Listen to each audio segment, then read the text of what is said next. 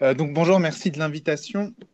Donc on a travaillé au sein d'Orchid avec l'AIRG sur cette thématique de l'impasse et de l'errance diagnostique. Est-ce que ça défile? Voilà, pardon. Donc comme vous le savez, donc cette problématique a été mise dans le cadre du plan national maladies rares 2018-2022, où un des axes a été cette lutte contre cette errance et cette impasse. Et donc depuis maintenant plus d'un an, on est sur cette thématique avec plusieurs approches. La filière maladies rares en néphro et l'ARG avec comme premier objectif évidemment d'objectiver cette errance et cette impasse avant d'essayer de proposer des solutions derrière. On a eu plusieurs axes d'approche, euh, que ce soit l'axe en collaboration avec l'ARG en s'approchant du vécu du patient. Je vais vous expliquer ce qu'on a entrepris avec l'ARG là-dessus. Et puis, pour objectiver cette impasse et cette errance à moindre mesure, c'était d'essayer d'avoir des données plus objectives à travers des données de registre. Évidemment, à terme, ça sera l'utilisation d'entrepots de données BNDMR avec l'incrémentation de Bamara. Et puis, dans un premier temps, il y a des registres qu'on a de la chance en néphro préexistants, qu'est le registre 1. J'en reparlerai aussi. L'ARG, donc, c'est une association existant là depuis plus de 30 ans qui a comme plusieurs objectifs. Donc, ça vise de soutenir les patients, de les informer, de les aider dans leur parcours de soins et dans l'écoute. Et puis, ça vise aussi à nous soutenir, nous, médecins, chercheurs, dans la recherche, principalement dans les maladies rares génétiques, prouvant le don d'organes. Et dans ce contexte-là, on partenariat avec Orchid, cette association nous accompagne dans cette thématique d'adhérence et d'impasse diagnostique. Qu'est-ce qu'on a eu comme approche avec l'ARG? C'est de se dire on a l'errance, l'impasse. L'errance, ça va être l'attente importante entre le début des symptômes et le diagnostic. L'impasse, c'est l'absence de diagnostic malgré l'ensemble des éléments qu'on a à disposition pour trouver une cause. Donc, c'est une problématique de santé publique. La question pour nous, ça va être l'amélioration de la prise en charge, l'amélioration du parcours de soins. Je vais revenir sur des données objectives, mais il y a aussi la problématique à l'échelle du patient. L'attente importante, l'incertitude, l'inquiétude. Et donc, on a eu aussi cette approche de se dire, de se mettre du côté du patient et d'avoir une approche par sondage. On a d'abord questionné les adhérents de l'ARG il y a un peu plus d'un an sur quelques questions simples, savoir s'ils se considèrent en errance diagnostique, s'ils se considèrent en impasse, et puis d'ailleurs voir s'ils étaient motivés pour participer à un questionnaire un peu plus large pour essayer de documenter, d'expliciter cette errance, cette impasse.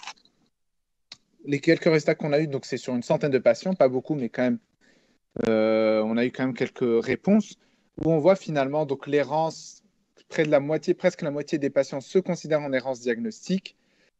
Et ce qui est intéressant aussi, c'est de voir que 15% se considèrent en impasse. Et on sait que les néphropathies indéterminées en néphrologie, c'est de cet ordre-là, 10 à 15%. Donc on reste assez reproductible entre ce sondage patient et finalement des données plus objectives, dont je reparlerai plus tard. Et puis les quelques points clés, c'est que ça reste des patients jeunes. Cette notion d'errance qui est quand même difficile bien sûr, à définir clairement, mais en fait, c'est un parcours de soins entre les symptômes et diagnostics qui est de l'ordre de 2 ans, qui est quand même assez significatif. Et puis, quand on voit le parcours, ça passe systématiquement par le médecin de ville, dans la plupart des cas, avant d'arriver chez le néphrologue.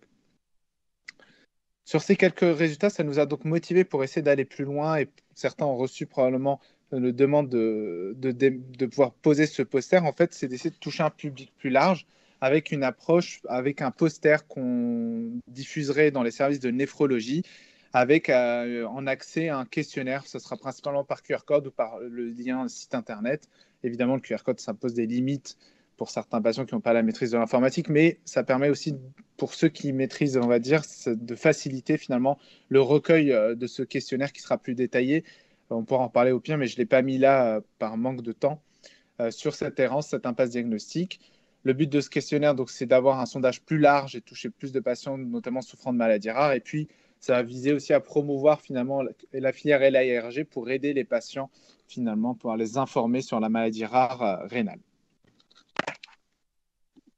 Et donc, d'un côté, on a ce vécu du patient, l'approche de patient avec l'ARG sondage, et de l'autre, c'est finalement essayer d'objectiver clairement cette impasse et cette errance avec l'utilisation des données de registre.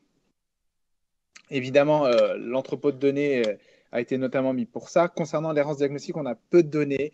Avec le set de données minimales, aujourd'hui, on va commencer à incrémenter notamment la date de symptômes, début des symptômes, puis on a la date de diagnostic et on va pouvoir, je pense à terme, sortir des données d'errance diagnostique. Mais on n'a pas pour l'instant, j'ai malheureusement pas de données de registre à vous proposer aujourd'hui. Concernant l'impasse, on a quand même des éléments intéressants. Euh, on s'est intéressé à des facteurs associés à l'impasse et avec une approche dans un premier temps de facteurs socio-économiques. En ce qui concerne l'entrepôt de données, on avait fait une extraction il y a plus d'un an. Elle est plus d'actualité parce que c'est quand même incrémenté fréquemment. Mais on avait, quand on regardait les patients qui étaient considérés, donc vous avez diagnostic certain, probable, en cours, indéterminé. Et donc, chez les adultes, c'était 6%. Chez les enfants, on était au-delà de 6%. Et puis, il y a quand même les patients en cours, c'était 5 à 10%. Mais on était confronté à la problématique des moyens à la disposition de Bamara et notamment des centres de compétences où on voit vraiment une grande hétérogénéité. Ça, c'est le nombre de néphropathies indéterminées par habitant, par 100 000 habitants. On voit une grande hétérogénéité sur le territoire et la problématique des moyens pour incrémenter ce registre. Et donc, on s'est tourné vers le registre 1, qui est donc un registre qui recense les patients d'insuffisance rénale chronique terminale. Donc, ça crée forcément un billet. On ne s'intéresse pas à l'ensemble des patients souffrant de maladies rénales chroniques. Mais quand même, c'est un registre éprouvé où il y a eu pas mal de publications là-dessus. Et donc, on s'est intéressé. On a contacté Cécile Couchou là-dessus. Et on avait fait un premier coup de sonde sur les données d'incidence de maladies de néphropathie indéterminée en 2017. On regarde déjà sur la répartition dans néphropathie indéterminée par habitant, on voit déjà qu'on n'a pas la même répartition que Bamara. Et le problème, donc, c'est un problème d'incrémenter ce registre. On espère pouvoir l'utiliser à terme. Et puis, on voit quand même une hétérogénéité sur le territoire. Quand on regarde, quand on compare, je ne rentre pas dans le détail parce que je vais en reparler plus tard, mais sur le premier coup de sonde, les patients avec diagnostic comparé aux patients sans diagnostic, on avait environ une dizaine de pourcents de diagnostics inconnus, donc de patients, on va dire, en impasse. Et puis, quand on s'est intéressé un peu au profil, on voyait finalement que quelque part, il y avait peut-être deux types d'impasse schématiquement. Avant de parler de maladies rares, de maladies peut-être génétiques, on se rend compte qu'il y a quand même souvent de patients qui arrivent en urgence avec une fonction rénale beaucoup plus importante. Et donc, il y avait ce problème d'adressage dans un premier temps de patients qui arrivent finalement où on ne diagnostique pas à temps juste la maladie rénale en soi, sans parler de la cause sous-jacente, avec des données PMSI qui suggéraient parfois que presque un tiers des patients ne découvraient de néphrologue que la veille de la mise en dialyse. Et puis évidemment, il y a ce second type d'impasse lié probablement à une maladie rénale rare, possiblement génétique, avec quand on stratifie par âge, on voit qu'il y a quand même une centaine de patients sur le registre rein qui arrivent en dialyse et qui ont moins de 40 ans et qui posent la question de la maladie rare sous-jacente avec la nécessité peut-être d'un diagnostic génétique. Donc, je ne vais pas parler de ce deuxième type d'impasse, on s'y intéresse pour l'instant doucement, mais parler des résultats qu'on a sur le premier type. Donc, c'est la question, le défaut de diagnostic positif de la maladie rénale chronique et donc la question de l'offre de soins, d'accès aux soins et de dépistage. Pour ça, on s'est intéressé au rôle de la précarité et des facteurs socio-économiques et on a collaboré avec l'équipe de Caen et du professeur Lobédez avec Valérie Châtelet et Mathilde Bobier qui nous ont beaucoup aidé là-dessus, de se dire est-ce que finalement la précarité, le désavantage social est associé en fait à une absence de diagnostic positif. Pour cela, on a ce qu'on appelle l'EDI, un score de désavantage social européen. Il y a eu un recensement de l'INSEE de la population, pour vous l'expliquer. On voit ici les patients étaient issus d'une famille monoparentale, n'avaient pas le chauffage, logement surpeuplé, et tout ça aboutit à un score qui, au sein d'une IRIS. L'IRIS, c'est un îlot de regroupement de population, c'est plus petit qu'une commune. Et finalement, chaque IRIS va avoir un score. Si le score est élevé parce qu'il y a beaucoup de gens au chômage, et donc finalement, cet IRIS va avoir un score élevé de désavantage social. Et puis sinon, le score très bas, ça va être un désavantage social bas. Et donc finalement, on a pris la population générale française et on a divisé en quintiles, 20%. Donc la population générale, il y a 20% de chaque quintile, des 5 quintiles. Et finalement, pour expliquer, c'est-à-dire que on part nous dans l'autre sens. C'est-à-dire qu'en fonction de votre adresse, on va vous donner, on va vous trouver votre iris et votre iris va vous définir un score de précarité, de désavantage social. Si vous vivez dans les quartiers nord de Marseille ou dans une localité en Seine-Saint-Denis, on va vous donner un score de précarité très élevé. Vous ne ferez pas probablement partie du 5e quintile. À l'avantage, si vous êtes au cœur de Paris, probablement que votre score l'IRIS fera que votre score de précarité sera très bas et donc des patients qui ont un avantage social. Et donc, à partir de l'adresse d'une personne, indirectement, on a sa donnée sur s'il est considéré comme précaire ou non. Ça avance. Ah, c'est bon. Pardon. Donc, ce travail, on l'a fait avec Rhin et l'équipe de professeur Lebedez. Et on est parti sur des données plus larges de patients incidents en dialyse entre 2017 et 2018. Il y avait initialement 15 000 patients. Je ne rentre pas dans le détail, mais on a exclu les polykystoses parce que du fait de l'imagerie, on juge que le diagnostic est évident. Et on a exclu les diabétiques pour deux choses. La première, c'est que, ils étaient possiblement exclus parce que c'est un facteur de confusion et d'interaction, que ce soit avec la précarité. Être diabétique, il y a plus de chances d'être précaire et sur le diagnostic, évidemment. Et l'autre chose, c'était aussi des problèmes de codage sur le registre Rhin. C'est toujours la même chose, où on peut avoir une hétérogénéité, où on a la notion d'un patient diabétique, mais on n'a pas l'ancienneté du diabète, le détail pour pouvoir l'imputer facilement, dire est-ce que c'est vraiment une néphropathie diabétique. Et donc, il peut y avoir une hétérogénéité sur la définition de qu'est-ce qu'une néphropathie diabétique. Donc, finalement, on a pris le parti d'exclure des patients diabétiques et d'arriver à 7000 patients avec des patients considérés comme néphropathie inconnue, soit environ 15%, 17%, et des patients avec néphropathie connue, 82%.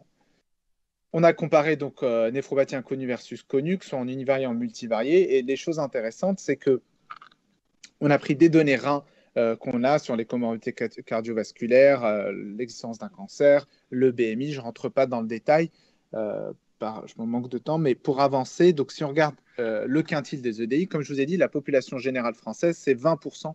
On est supposé trouver 20% de chaque quintile. Et on voit qu'il y a un gradient déjà, si on prend tous les patients dialysés, où on a une surreprésentation du quintile 5, 30%. Il y a plus de précaires chez les dialysés que dans la population générale française. C'est pas choquant, plus on est précaire, plus on va souffrir de maladies chroniques. Donc, en tout cas, ça donne une forme de validation à ce score.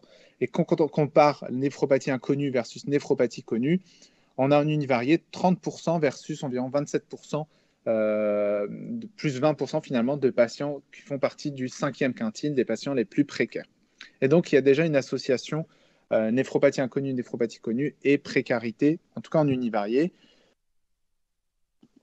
On a aussi regardé d'autres informations, d'autres associations, c'est l'accès aux soins et de voir finalement est-ce qu'il y a un défaut d'accès au néphrologue et donc une association entre néphropathie inconnue et néphropathie connue. Et on voit, je vais représenter plus par le graphique suivant, que finalement, il y a autant de consommation en termes de soins de médecine générale. Par contre, le fait de ne pas avoir de diagnostic, il y a une consommation moindre en néphrologue. Ce n'est pas forcément choquant, mais en tout cas, ça peut être un mécanisme qui explique l'absence de diagnostic. Le fait de ne pas avoir de diagnostic néphrologique, il y a moins de consultations néphrologiques. On le voit par ce graphe au cours des années. En rouge, on a les patients qui ont un diagnostic établi et en bleu, l'absence de diagnostic néphrologique. Et on voit qu'il n'y a pas de différence, si ce n'est qu'il y a peut-être, quand on n'a pas de diagnostic, une surconsommation de soins en médecine générale. À l'inverse, quand on regarde la consommation en termes de soins d'accès au néphrologue, quand on n'a pas de diagnostic, on accède moins au néphrologue, probablement on accède moins au néphrologue et donc on a moins de diagnostic. Et donc, on a ces quelques éléments. La question, évidemment, c'est d'aller plus loin, d'essayer de voir s'il y a un lien indépendant avec des analyses multivariées entre cette défaveur sociale via le score EDI et l'impasse diagnostique, avec des ajustements sur des facteurs de confusion qui vont influer sur les deux. Et puis la question, c'est est-ce que c'est un lien direct ou est-ce que ça passe par moins d'IS? C'est-à-dire qu'on est précaire et donc on va moins voir le néphrologue et donc on n'a pas de diagnostic, ou on est précaire et puis c'est associé à l'obésité. Et l'obésité, on a moins de diagnostic, souvent par défaut, par exemple, d'accès à la biopsie. On biopsie moins facilement, parfois les patients obèses, ou des biopsies moins contributives. Et donc, ces différents médiateurs, et on a regardé ces différents facteurs. La première chose, on a regardé juste sans les médiateurs, juste les facteurs de confusion, comme je parlais. Et on voit qu'en analyse multivariée, il y a quand même un risque de 30% par rapport au premier quintile. C'est-à-dire que la précarité est augmentée de 30% le risque de ne pas avoir de diagnostic. Donc, on a bien une association multivariée entre précarité et l'impasse diagnostique.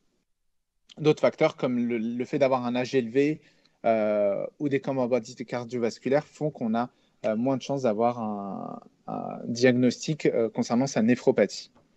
L'autre question après, c'est de savoir est-ce que ça passe par les différents médiateurs évoqués, le fait d'avoir un surpoids, l'accès au néphrologue. Et quand on regarde, en fait, cet effet ne disparaît pas. Voilà, pardon. On passe de 1,26 d'OR à 1,29 à 1,26, donc de 30 à 25%. Donc possiblement que la précarité fait que on accède moins au néphrologue, c'est possible, et donc c'est associé à l'impasse. Mais l'ensemble des mécanismes n'est pas très clair euh, qui expliquerait pourquoi le fait d'être précaire fait qu'on a un défaut de diagnostic. En tout cas, ce qui est certain, c'est qu'en analyse multivariée, précarité et néphropathie, il y a une association. Euh, mais quid des mécanismes? C'est encore en cours d'analyse, en travaux avec Caen. On va essayer de voir déjà, essayer de détailler cette offre de soins et cette association entre est-ce que le fait d'être précaire, on va moins voir le néphrologue clairement et donc peut-être moins d'impasse. Est-ce qu'il y a d'autres mécanismes? Mais c'est toujours des données épidémiologiques, on n'a pas accès à l'ensemble des facteurs environnementaux qui concernent le patient. Et donc, probablement qu'on ne pourra pas tout expliquer.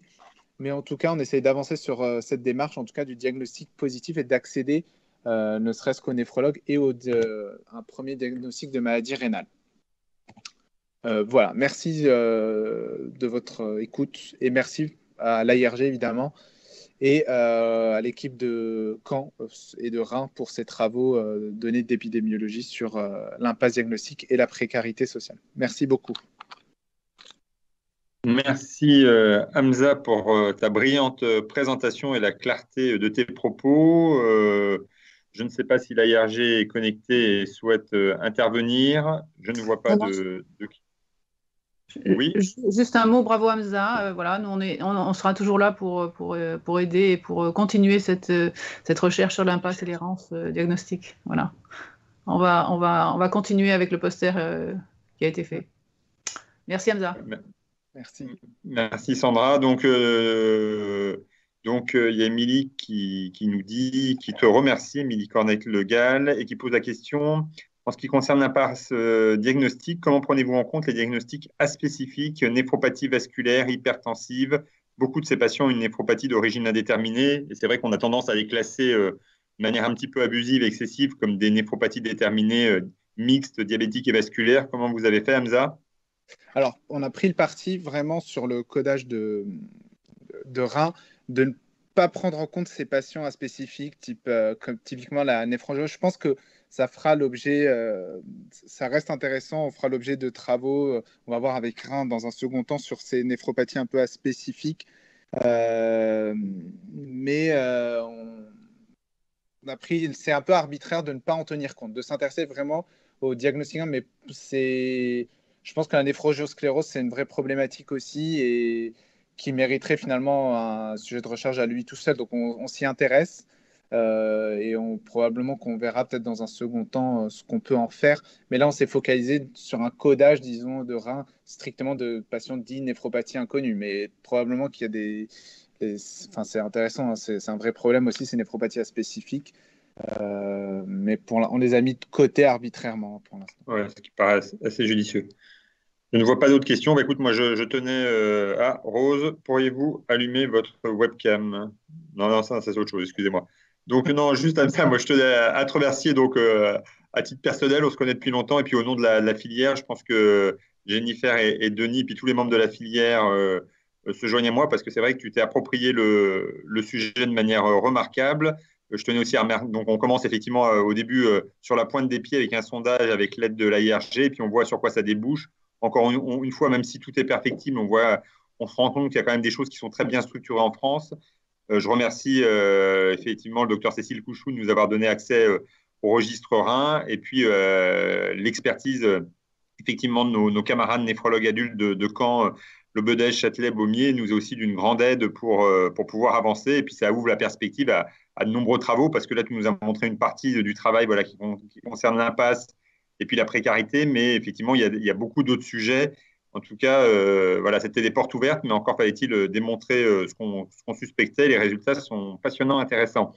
Il y a Thomas Robert qui fait un commentaire. En effet, ça représente 50% des maladies rénales dans le registre Rhin. Je pense en écho à ce que disait Émilie sur les néphropathies mixtes, diabétiques, vasculaires, un petit peu classées abusivement comme néphropathie d'origine déterminée, mais finalement pas forcément déterminées avec exactitude. Voilà, donc écoutez, merci encore Hamza. On va enchaîner.